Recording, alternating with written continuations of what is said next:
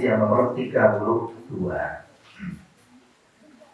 Hadisnya kalau beberapa kali saya katakan pendek-pendek, kalau kali ini benar-benar pendek.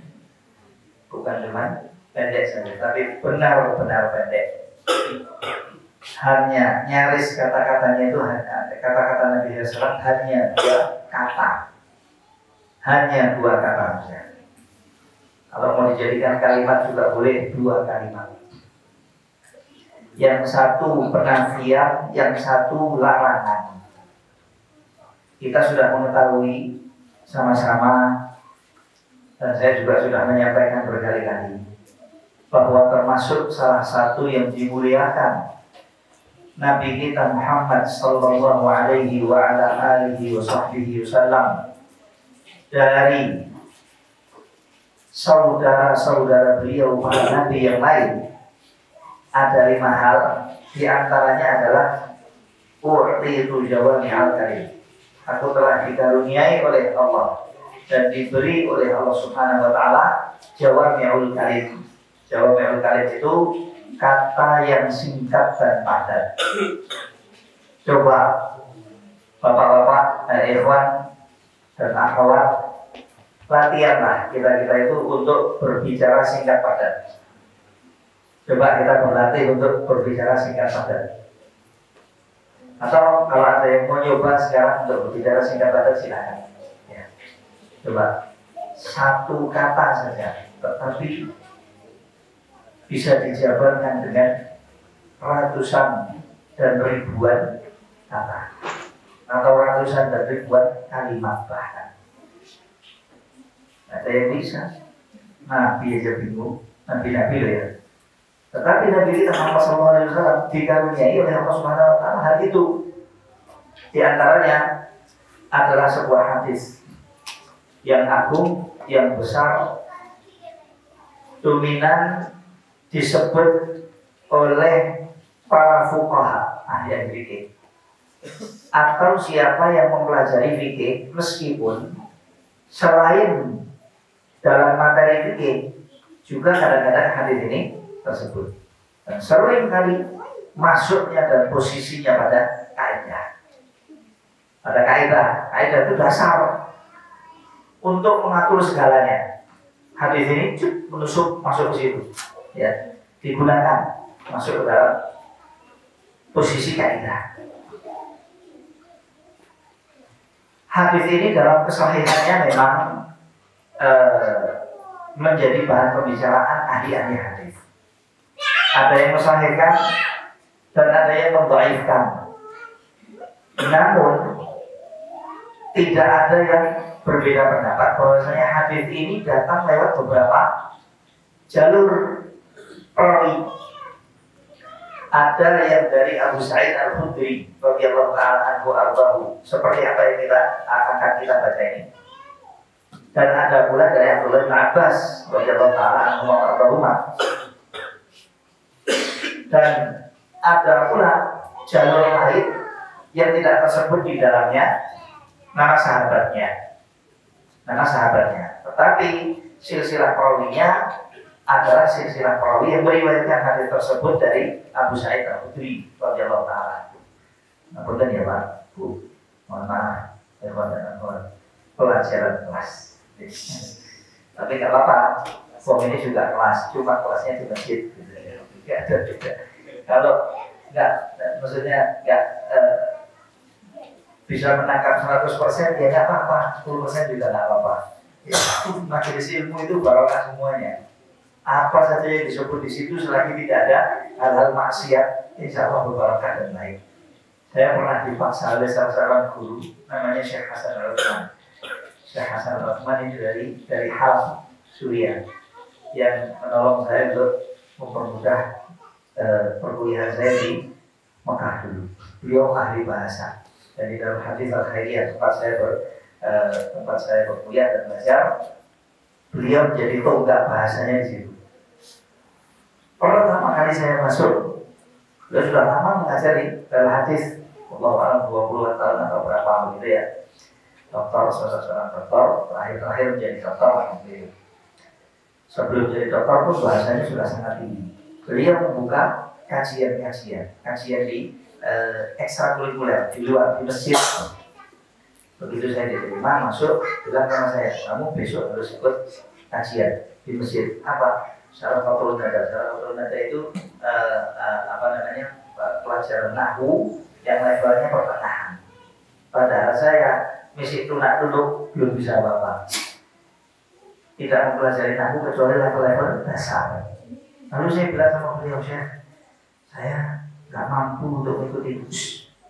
Pokoknya kamu harus ikut. Kamu beli bukunya dan kamu hadiri kajian. Nah nanti apa yang harus saya? Pokoknya duduk saja. Paham berapa persen pun ambil sekian persen. Sedikit banyak, insya Allah nggak akan ada salahnya dan nggak ada buruknya untuk kamu menghadiri kajian-kajian yang seperti itu. Oke, baik. Saya beranikan diri, saya percayakan diri. Saya maju masuk ke situ, rupanya teman-teman kakak kelas senior dan senior semuanya. Betul, memang seperti yang saya duga. Orang mudeng. Tapi ya pertama-pertamanya setengah tahun masih tetap gak mudeng. Nanti lama-lama, ya alhamdulillah nyangkut, lama-lama alhamdulillah banyak mudengnya. Gitu.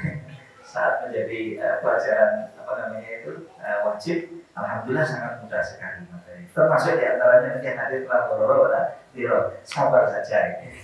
Itu tidak boleh nangis. Ya.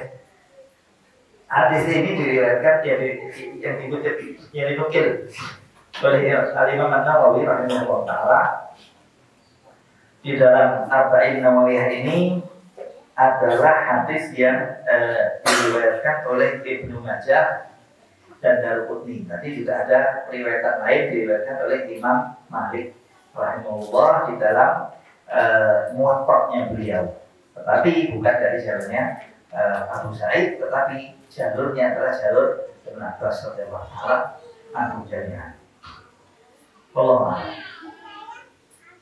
Di sini beliau menukil hadis dari Nabi Sallallahu Alaihi Wasallam, menyampaikan sabdanya baginda Nabi Sallallahu Alaihi Wasallam, bahwasanya baginda Nabi Sallallahu Alaihi Wasallam bersabda, la dharara wa la dhirar. Dah, semuanya coba. La dharara wa la dhirar. Dah ya, cukup ya. Cukup. Sudah.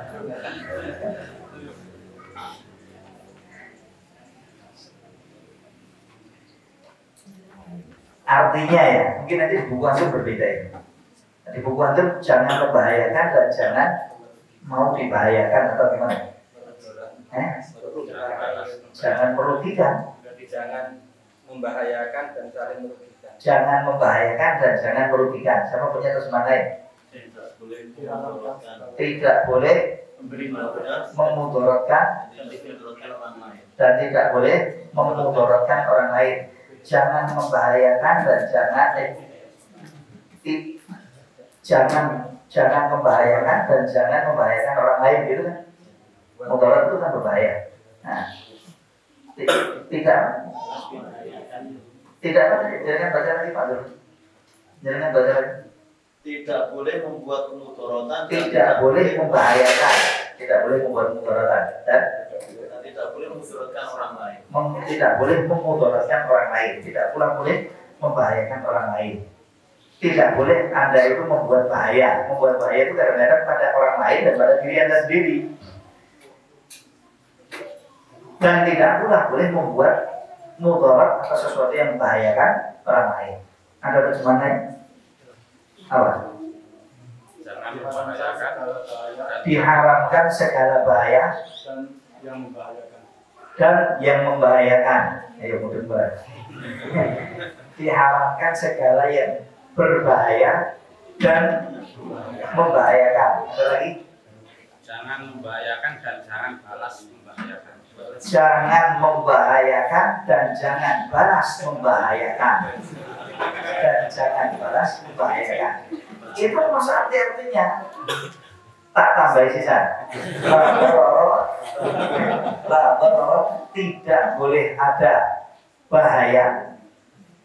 Tidak boleh ada bahaya. Wala dhirar dan tidak boleh membahayakan orang lain. Sama nggak? Sama nggak? Enggak, teksnya tadi loh, sama nggak? Hah? Itu malah nyabot jaket. Bingung ya. Jadi bingung nggak? Oke, baik. Lapor itu nafiun, tidak ada kebahayaan. Dan tadi situ ya, jangan membahayakan. Jangan membahayakan dan jangan balas membahayakan. Jangan membahayakan dan jangan balas membahayakan. Kalau saya bilang tidak ada kebahayaan, dan jangan membahayakan.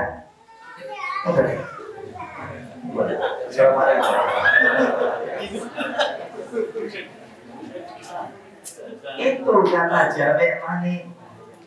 Itulah apa namanya? Adanya Nabi sallallahu alaihi wasallam apa? Jawamek apa? Jawamek kalimnya Nabi sallallahu alaihi wasallam. Jawamek kalimnya Nabi sallallahu alaihi wasallam. Tidak ada kebahayaan dan tidak boleh membahayakan orang lain. Begini, mana yang lebih menunjukkan larangan antara dua kata yang saya katakan? Tolong perhatikan, ibu-ibu juga ya, ibu, meskipun pakai kata ngomong, tapi tolong perhatikan. Tidak boleh ada HP sama HP mohon di nonaktifkan. Mana yang lebih? Mana yang lebih berat? Ya. Bukan tidak boleh bawa HP. Tidak ada HP. Tidak ada HP. Di sini maksudnya tidak ada HP itu kan semua paham ya. Tidak boleh ada HP gitu kan. Tidak boleh ada HP sama HP harus off atau mohon HP di nonaktifkan. Mana yang lebih berat? Yang kedua ini namanya apa? Larangan. Yang pertama tidak ada HP. Nafi. Masjid ini tidak ada HP-nya. Maka nggak perlu Anda bilang nonaktifkan ya, silent ya. Untuk apa tuh? Kalau sampai minggu, kalau sampai ada berarti sudah jelas. Itu lebih dasar dalam maka nanti silakan diganti apa. Tapi kalau dengan ganti di masjid begitu, harus dia tempat HP di luar masjid dan harus ada jaminan orang hilang. Sama nggak kalian menerima. Jadi tidak ada kebahayaan dan tidak boleh membahayakan yang lain. Tidak boleh membahayakan yang lain. Kalau tidak tertibnya saja ya. Di dalam syariat agama ini, dalam aturan agama Islam, jaminan kebaikan, jaminan keselamatan, jaminan apa namanya itu ya, selamat, semuanya harus selamat, semua harus baik, sejahtera. Sejahtera itu apa ya? Sejahtera itu kan kaitannya dengan ekonomi. Ya, baik. Jadi nggak ada kekacauan, nggak ada gaduhan, nggak ada sesuatu yang merugikan. Itu menjadi tekanan yang luar biasa dalam syariat Islam. Termasuk asas aturan ajaran syariat Islam itu diantaranya itu ini. Bahkan ini termasuk asas pokoknya. Kok ada Islam membahayakan itu, berarti Islamnya tidak beres. Islam kok membahayakan. Kok ada Islam merusak, berarti Islam tidak beres. Kok ada Islam menakutkan, berarti Islam tidak beres. Kok ada Islam apa lagi? Itu betul tidak beres. Betul nggak? Tapi lain kalau ada aturannya secara syar'i. Aturan hudud itu bukan kerusakan dan bukan pembahayaan. Aturan qital namanya itu juga bukan kerusakan dan bukan pembahayaan.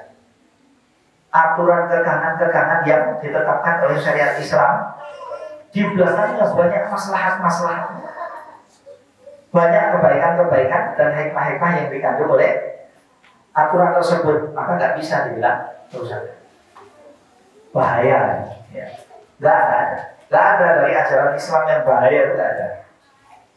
Yang bahaya dan yang rusak dan yang merusak, nggak mungkin ada, hal tersebut. Ini bagi orang yang wajar, bagi orang yang normal ya. Bagi orang yang normal.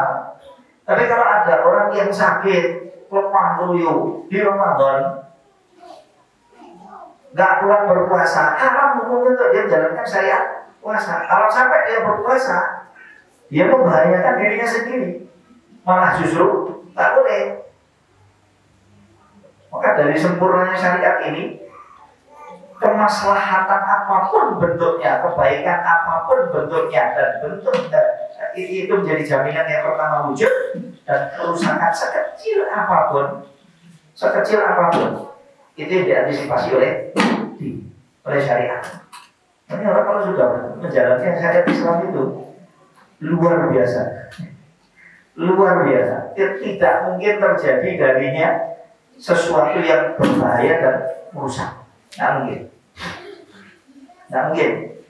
Dan mesti baik dan maunya itu terus baik-baik dan mengarahnya kepada yang baik-baik. Kalau dia menjalankan syariat dengan sempurna dan dengan baik. Kalau sampai terjadi hal-hal di belakang itu, maka ada sinyal-sinyal mengisyaratkan pada dia agar supaya dia itu segera introspeksi, segera koreksi lagi, segera ditilik. Bisa jadi terjadi sesuatu yang tidak semestinya, bisa jadi terjadi sesuatu yang tidak pas, baik pada dirinya maupun dalam praktek menjalankan agama yang dilakukan oleh orang tersebut. Allah. Syariat agama ini adalah samhah, mudah, baik. Dan Rasulullah SAW juga diutus oleh Allah Subhanahu Wa Taala fungsinya sebagai rahmatan lil alamin. Wa ma arsalnaka illa rahmatan lil alamin. Tiada kuutus engkau wahai Muhammad SAW ke seluruh jin dan manusia kecuali berfungsi sebagai rahmat kasih sayang, rahmat kasih sayang untuk semesta alam. Tetapi jangan mau ayat ini dibelok maknakan, jangan mau ayat ini kemudian jangan memahami ayat ini dengan cara yang tidak lurus dan tidak tepat. Selagi rahmatan lil alamin berarti tidak boleh ada kekerasan. Salah. Keras pada tempatnya itu hikmah. Kalau kita wajib keras pada posisi yang harus keras, tapi kita nggak keras justru malah lembek, itu malah salah kata. Salah itu kalau keras bukan pada sebagaimana salahnya kalau kita semestinya kita lemah lembut, tapi justru malah kita keras pada posisi tersebut. Itu salah apa? Salah nggak betul. Dan nanti biasanya mengakibatkan dampak jelek maupun buruk. Karena Rasulullah SAW diutus oleh Allah Subhanahu Wa Taala fungsinya sebagai rahmat semesta. Makanya syariat yang dibawa oleh beliau jaminan buat semuanya untuk tidak ada kebahayaan terjadi pada dia di dunia ini. Di dunia menjamin kebaikan bentuknya apapun juga, dan menjamin hilangnya dan sirnanya bentuk kebahayaan dan pembahayaan. Baik. Yang pertama, tidak ada kebahayaan. Tidak ada kebahayaan. Boleh kalau mau diterjemahkan sebagai larangan, monggo, nggak apa-apa. Tidak boleh membahayakan. Gitu. Kalau nafi tidak ada pembahayaan. Ini lebih dalam lagi petunjuknya ketimbang sekedar tidak boleh membahayakan. Yang kedua, dan tidak boleh pula membahayakan yang lain. Membahayakan yang lain yang bikin topik untuk berbicara di sini kan kita semua nih. Satu, kita tidak boleh membahayakan diri kita sendiri. Dua, tidak pula boleh membahayakan orang lain. Tiga, orang lain tidak pula boleh membahayakan diri kita. Lalu bahaya mau datang dari pintu mana coba? Bahaya itu mau datang dari pintu mana? Kabeh lawan ini ketutup, depan, belakang, pinggir, salah jendela-jendela ini tertutup, maka nggak mungkin ada jalur masuk kebahayaan di dalam aturan syar'i. Nggak ada. Akibatnya, siapa yang bisa menjalankan syariat ini dengan baik dan dengan aman, mesti terjamin di dalamnya keamanan, bahkan sampai pada batas wujud kenyamanan. Wujud kenyamanan. Yang kedua, wala dhirar. Itu kalau dalam, maaf ya, ini pelajaran kelas nada nih. Silakan sabar, pokoknya silakan sabar aja. Sabar, nanti pulang bawa 5% nggak apa-apa. Ya. Yang penting bilang sama anak cucunya di belakang, la dharra wala dhirar, tidak ada bahaya dan kamu tidak boleh membahayakan. Membahayakan siapa Pak? Membahayakan dirimu nggak boleh, membahayakan saya nggak boleh, saya membahayakan kamu juga nggak boleh. Pokoknya tidak boleh ada bahaya. Lalu kamu pusing. Nah gitu ya. Sampaikan itu saja. Yang kedua ini sirahnya adalah mufa'alah. Mufa'alah itu tuntutannya ada dua orang yang terjadi padanya suatu perbuatan bersama. Suatu perbuatan bersama. Dia memberi manfaat saya memberi manfaat dia. Dia membahayakan saya membahayakan dia. Itu apa sih bahasa Indonesia? Ada dulu bahasa Indonesia? Timbal balik saling apa? Saling membahayakan. Ya, tidak boleh saling membahayakan. Apa namanya? Apa maksudnya? Sifatnya kata apa? Apa? Timbal balik. Timbal balik bukan itu anunya. Enggak tahu kalau bahasa Arab itu ada sifatnya sendiri. Namanya mufa'alah. Ya, saling tidak boleh saling membahayakan. Enggak tahu itu namanya apa dalam bahasa Indonesia. Silakan cari sendiri. Ya. Jadi PR. Bahaya terjadi dari saya pada Anda maupun dari Anda pada saya. Begitu juga dari kita pada orang lain. Pokoknya intinya tidak boleh terjadi kebahayaan. Terkadang terjadi bahaya dari seseorang kepada orang lain secara sengaja. Tapi terkadang kita berbuat sesuatu tidak berniat untuk membahayakan orang lain, tapi terkena bahaya, dampak bahayanya pada orang lain. Itu pun nggak boleh dalam Islam. Bahaya kan? Bahaya kan Islam itu agama apa ya? Agama apa? Ya agama kalau kalian jenengan Islam itu. Begini ini jaminan keamanan dan jaminan kebaikan dan jaminan nafi dan tidak wujudnya kebahayaan di dalam agama. Kita berbuat sesuatu sengaja membahayakan orang lain meskipun melimpahnya itu ya. Itu nggak boleh. Bahkan kita berbuat sesuatu yang kita dengan sesuatu itu tidak sengaja membahayakan orang lain, apa yang kita lakukan harus di stop bahayanya. Bahayanya loh, bukan perbuatannya. Anda membaca Al-Quran Karim atau Anda membaca buku. Malam-malam kok kenceng terus sekali, apalagi pakai ini Torah jam 1 malam. Sana kesini kan tersakiti. Ada rusak namanya. Kalau Ramadan di sini ada rusak sampai malam, sampai pagi. Ada rusak. Di sini nggak ada ya? Di bagian ada rusak pakainya speakernya. Ya Allah, saya bilang ini lebih roh dari mestinya ini. Iya, lebih roh bahkan ya paling tidak lah dorong lah, tidak boleh berbahaya. Bayangkan anak-anak lain atau orang-orang lain terganggu dengan bacaannya. Orang Quran ini, wahai berpahala. Ya nggak mau sama Quran itu setan. Kalau anda nggak mau berarti ada setan. Enak. Masalahnya apa? Dia bertadarusan habis subuh tidur sampai zuhur. Sedangkan anda habis subuh sudah harus ditutup kerja. Anda punya keperluan dan kebutuhan yang lain.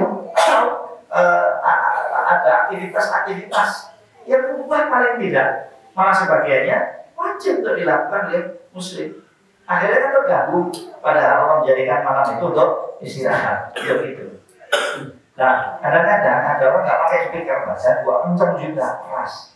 Kalau sampai bacaan yang baik itu atau selain dari bacaan Al-Quran tadi juga hal-hal lain, silakan apa saja. Hal-hal yang mubah dan yang baik dilakukan oleh seseorang kemudian membahayakan orang lain, maka dalam Islam harus dipotong kebahayaannya.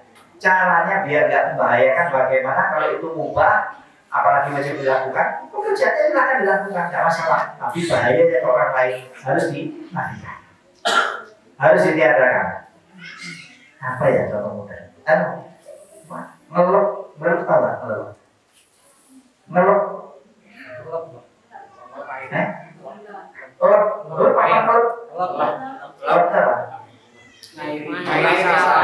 masukin air itu ya, masukkan air ke sawah itu ya.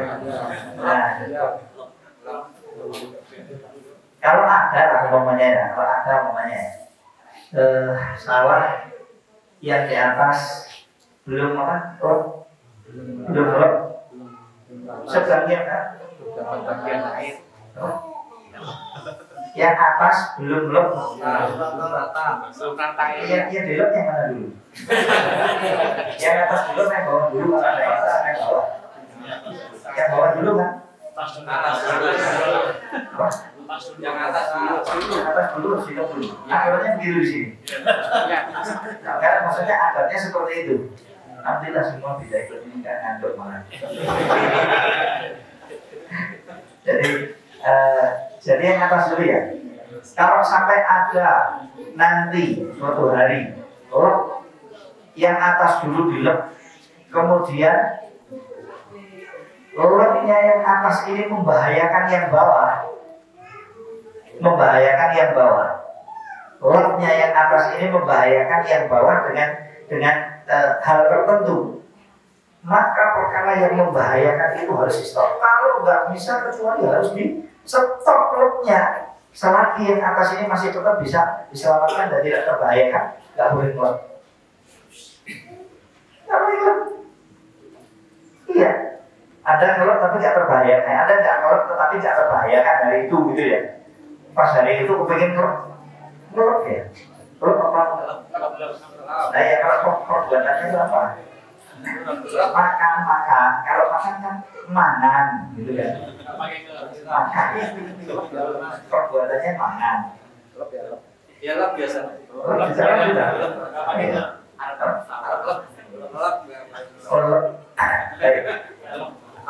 Yang atas dilep, tetapi membahayakan yang bawah yang nggak dilep. Maka nggak boleh yang atas itu ngelop karena membahayakan yang bawah. Selagi atas kalau nggak dilep nggak terbahayakan. Begitu juga kalau dilep dengan kadar tertentu. Umpamanya 10 cm harus dilepnya 10 cm. Tetapi kalau dilep 10 cm membahayakan yang bawah, bisanya hanya 5 cm. Maka yang 5 cm ke atas itu haram hukumnya untuk terjadi bagi yang atas. Betul nggak boleh harus diberikan yang bawah. Loh yang bawah punya siapa? Jangan bilang ikhwan sendiri, jangan bilang anggota jamaah aja sendiri, jangan bilang sama-sama bersatu. Jangan bodoh-bodoh tidak. Orang kafir, orang musyrik, selagi dia bukan memusuhi kaum muslimin, musuh Allah dan Rasulnya dan kaum muslimin, dalam hal muamalah wajib hukumnya orang muslim meniadakan bentuk kebahayaan apapun juga. Betul, meskipun dia punya orang kafir, nggak boleh untuk dirusak, nggak boleh itu dibahayakan. Ya, ini bentuknya apa juga. Allah paham ya Pak? Paham ya Pak? Ibu-ibu paham Bu? Ya sudah, selesai habisnya. Ya cuma ini, mau diapakan lagi ya? Sisanya setelah ini cuma contoh-contoh. Setelah ini cuma contoh-contoh. Jadi satu, tidak ada kebahayaan dalam Islam, jaminan tidak boleh berbahaya. Dan yang kedua, tidak boleh membahayakan. Siapa yang membahayakan? A membahayakan B maupun B membahayakan A, atau B membahayakan A, atau A dan B bersekutu untuk membahayakan yang lain. Tidak boleh. Terus kebahayaan itu terjadi dari awal ataupun dampak dan balasan. Dampak dan balasan. Berbuat sesuatu yang membahayakan orang lain, atau berbuat sesuatu yang boleh, tidak mengapa, tetapi mengandung unsur yang membahayakan orang lain. Maka unsur yang membahayakan ini harus ditiadakan. Shadaqallahul azim wa shadaqa rasulul karim. Walhamdulillahirabbil alamin. Selesai. Ya. Silakan kalau ada pertanyaan monggo. Ini baru setengah jam ini. Baru setengah jam. Ada yang mau ditanyakan terkait dengan pembahasan hadis yang sudah kita bahas atau hal-hal lain? Ini kalau nggak salah sudah disampaikan sama pembawa acara ya. Nggak usah saya tutup dulu ya. Tadi pembawa acara sudah pembawa acara 10 menit lagi. Nggak usah saya kembalikan jaringan dulu ya. Nanti kalau sudah selesai ke sekalian. Sampai jam berapa ini? Jam 6:05 menit. 6:05. Berarti masih setengah jam dari itu. Ayo apa lagi? Oh silakan. Jadi dikatakan baca Quran malam. Kalau siang hari di pagi hari bisa pakai tasbih di pagi hari lewat tracker di masjid-masjid itu gimana? Ya. Intinya tadi sudah kita sebut ya, jangan sampai membahayakan siapapun. Rasulullah SAW juga menyebut tidak boleh salah seorang di antara tidak boleh di antara kita itu ada yang saling terang-terangan dengan bacaan. Terang-terangan dengan bacaan, maksudnya dengan bacaan Al-Quran. Saudaranya membaca, dia membaca perasaan. Dan tidak tahu di rumah itu dilakukan apa, mereka itu berbuat apa di rumah-rumah, tidak tahu. Tidak tahu. Kalau mereka bisa mengambil manfaat dan maslahat dari bacaan itu silakan, itu baik sekali, bagus sekali. Tapi kalau suatu hari nanti kemudian ada yang datang protes dan menyampaikan kepada Anda, maaf Bapak, Anda dengan kelakuan Anda ini telah membahayakan kami. Kenapa? Bayi saya baru bayi ini nggak bisa tidur boro-boro bacaan ini. Nangis begitu bisa malu sebentar bacaannya dimakan orang ya teripol. Nah itu membahayakan perusahaan. Maka dilihat kadar yang membahayakannya itu apa. Oh speaker pakai volume 10 itu yang membahayakan. Silahkan dikecilkan jadi volume 5. Kalau begini bagaimana Pak? Oh ya alhamdulillah anak saya sudah tenang, sudah nggak masalah. Nggak masalah, betul. Nggak protes ya. Ya sudah bismillah. Pakai volume 5. 5 dikecilkan lagi jadi 2. Mamanya masih jadi 2. Bagaimana Mas sekarang baru nggak? Cuma 2. Akhirnya yang dengar cuma jarak 100 meter masjid, 100 meter dari masjid. Bahkan yang agak jauh malah protes juga minta. Suaranya saya malah nggak dengar lu. Saudara saya butuh. Betul. Tetangga apapun bagaimanapun itu punya hak atas kita. Jangan sampai kemudian kita dengan perbuatan baik kita justru menjadi hal yang buruk dan jelek atas orang lain.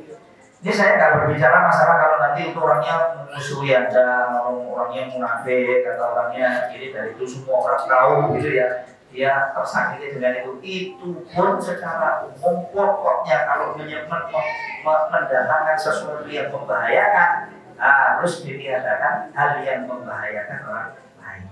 Wallahu a'lam. Ini Saya kira mudah-mudahan bisa dikiaskan dengan dengan yang lain ya. Silakan dikiaskan dengan hal yang lain. Pokoknya segalanya yang menyebabkan bahaya tidak boleh untuk diadakan dan dilakukan. Wallahu a'lam. Ya, silakan. Yang lain.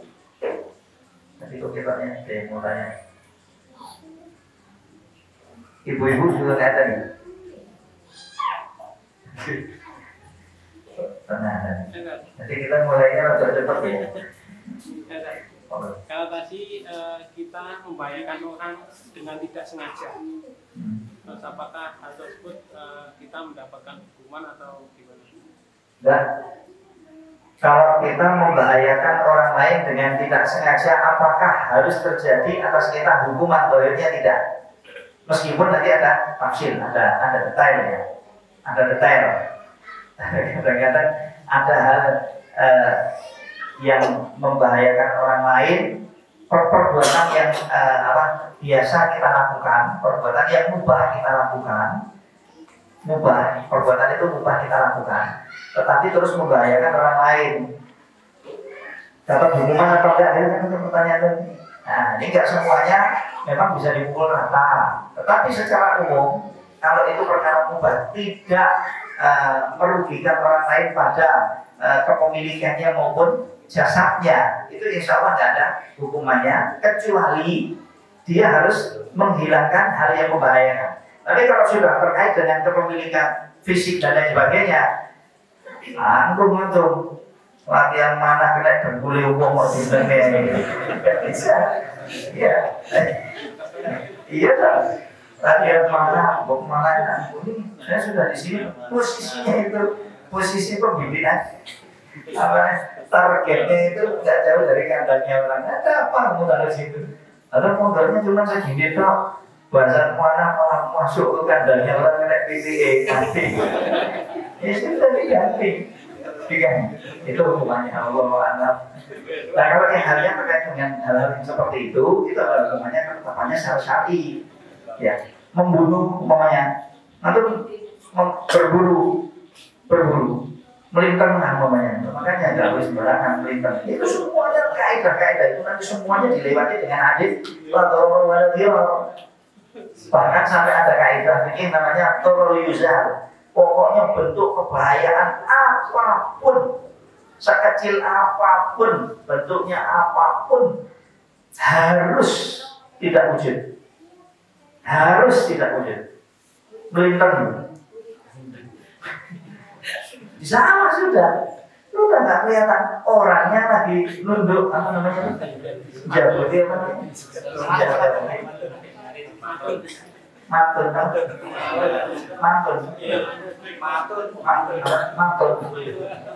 lagi matun nggak kelihatan ketutupan pari. Soalnya kan posisinya di bawah ini, Anda di sana nggak kelihatan. Untuk topok itu waktunya kayak sampai di sana. Kena batuknya, kemudian wafat. Ayo, siapa kan ada? Boten sengaja. Aku saya boten sengaja, tapi hukuman ketetapan syariat ada. Gak bisa sembarangan begitu, gak bisa. Kalau nanti hal-hal yang seperti ini terkait dengan kepemilikan orang atau jasa dia orang atau bahkan sampai nyawa orang, kemudian diabaikan begitu saja, yang terjadi kerusakan. Masalah nanti orang mantun tadi, mantun tadi yang kepelitan akhirnya wafat meninggal dunia, lalu keluarganya memaafkan, itu lain cerita. Itu lain cerita. Dia mendapatkan fadilah. Betul, Allah buatan sengaja. Ya, betul. Loh, makanya saya pakainya batunya cuma segini, atau kerikil, atau pakainya kerikil. Sudah betul, sudah kerikil. Besarnya cuma sekian maunya.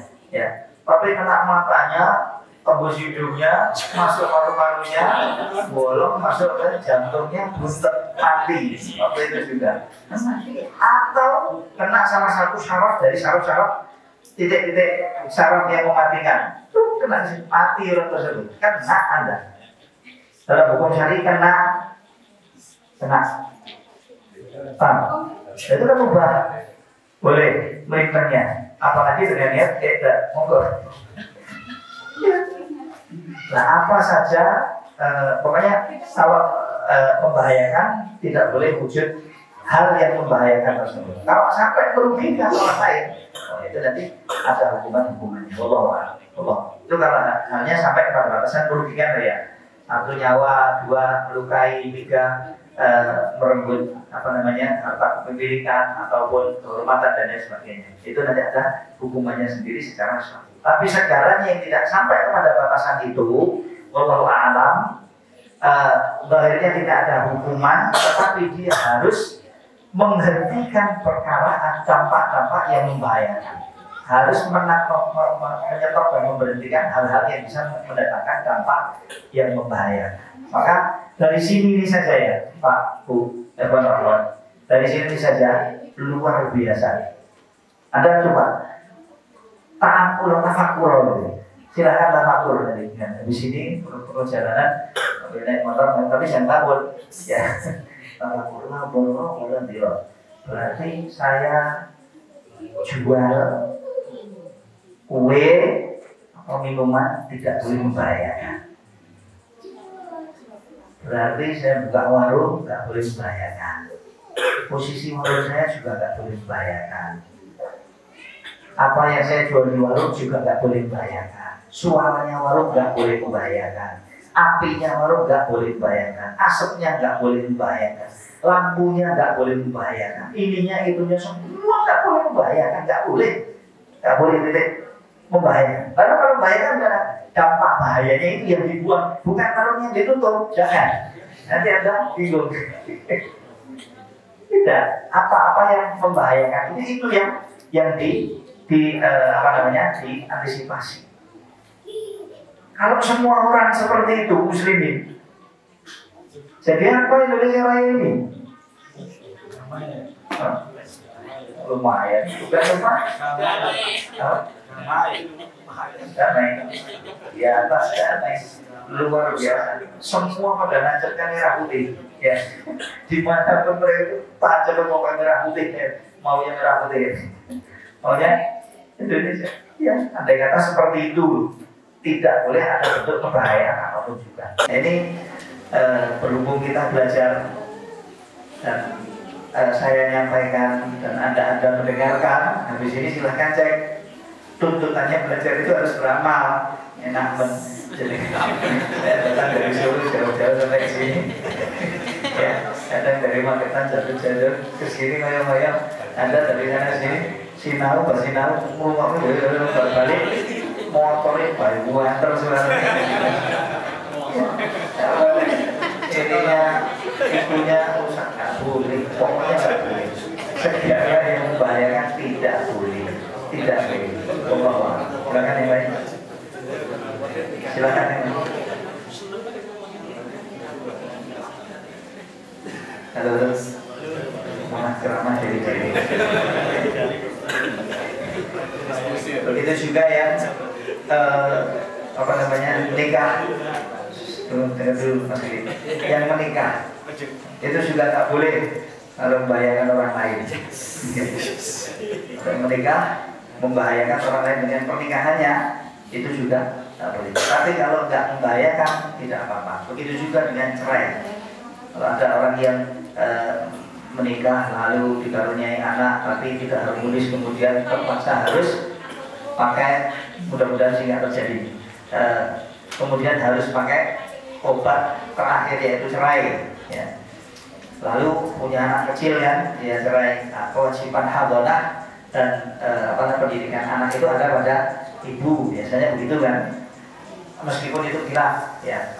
Ada yang bilang kalau anak kecil laki-laki maka ibu, kalau anak kecil wanita maka bapak yang harus bertanggung jawab.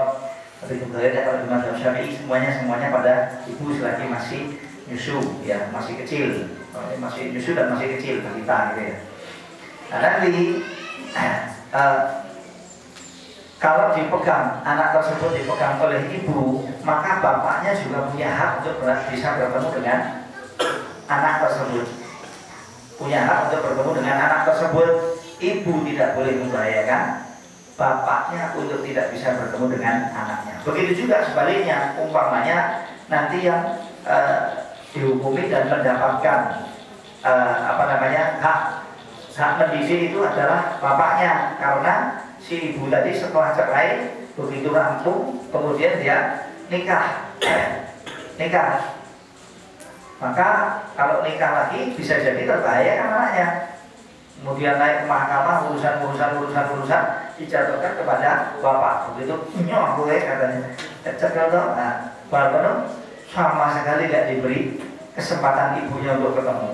Ketemu ini enggak boleh, itu enggak boleh, jadi enggak boleh, itu bahaya. Tidak boleh bersuara bahaya, apapun tidak boleh. Begitu juga seorang ibu yang dicerai oleh seorang ibu mempunyai anak dicerai oleh suaminya, lalu mau menikah, tetapi sedang bawa anak, lalu suaminya ngacem, kamu menikah anak saya cabut, kamu menikah anak saya cabut, padahal dia butuh menikah.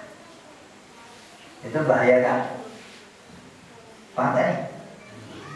Pokoknya kamu menikah saya gak peduli, anak saya cabut pokoknya dari kamu, dan saya kamu. Akhirnya si ibu perlu tahu mikirin anak. Itu kan ibu-ibu itu rapatnya sama anak. Jadi goro-goro urusan anak lah, berkorban mau seperti apapun, berat seperti apapun, tetap ngurusi anaknya, dan bahkan sampai kebutuhan pernikahannya dia pun dijaga hanya karena di stop hanya karena mantan suaminya tadi mengancam kalau kamu nikah akan saya tarik anaknya. Itu juga nggak boleh dalam hal pernikahan. Ini contoh ya, sebetulnya contohnya sangat banyak sekali. Tadi saya sudah katakan pada Anda, hadis ini adalah kaidah untuk segalanya, baik masalah fikih dan muamalah ataupun masalah akidah dan keyakinan atau pemikiran dan hal-hal lain. Bahkan aturan-aturan kenegaraan pun juga masuk di dalamnya hal ini. Wallahu a'lam. Ya, silakan. Kalau masih ada waktunya, masih ada sekitar 15 menit atau 20 menit. Ada nih. Apa mau nambah hadis lagi? Nambah hadis lagi nanti enggak tutup waktunya, hadisnya belum habis. Lebih baik kita saja. Baik, karena tidak ada yang mau dipertanyakan, mudah-mudahan kajian kali ini meskipun singkat tapi padat dan manfaat. Dan semoga berkenan kiranya Allah Subhanahu wa taala untuk menjadikan kita dari golongan orang-orang yang yastami'una qawlan wa yattabi'una ahsanah. Mau mendengarkan perkataan dengan baik dan bijak, dan kemudian melaksanakan segala hal-hal yang terbaik dari apa yang didengar dan apa yang disampaikan. Allahumma amin.